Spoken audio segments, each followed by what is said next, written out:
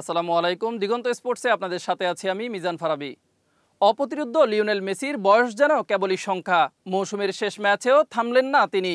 দুর্দান্ত এক হ্যাটট্রিকের সাথে করলেন একটি অ্যাসিস্টও। আর তাতেই নিশ্চিত হলো ইন্টার মায়ামির প্লে অফ। ন্যাশভিলের মাঠ জিউডিস পার্কে শুরু থেকেই আগ্রাসী ছিল মায়ামি, কিন্তু সবার নজর ছিল মেসির গোল্ডেন বুট জয়ের দিকে। জর্দি আলবার নিখুঁত পাস পেয়ে বাঁ পায়ের শটে করেন প্রথম গোল। উল্লাসে মেতে উঠল পুরো স্টেডিয়াম। আর প্রথমবারের মতো MLS-এর গোল্ডেন বুট জিতলেন লিওনেল মেসি।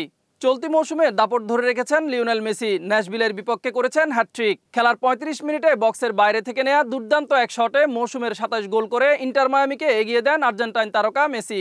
কিন্তু ৪৩ মিনিটে ন্যাশভিলের শ্যাম শেরিজ হেড করে দলকে সমতায় ফেরান।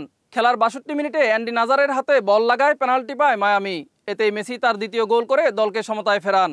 এরপর মাত্র ৪ মিনিটে বালতাসার রদ্রিগেজ বক্সের মাঝামাঝি থেকে গোল করে মায়ামিকে ৩-২ ব্যবধানে এগিয়ে দেয়। ৮১ মিনিটে বক্সের মাঝামাঝি থেকে বাঁ পায়ের নিখুঁত শটে হ্যাটট্রিক পূর্ণ করেন মেসি।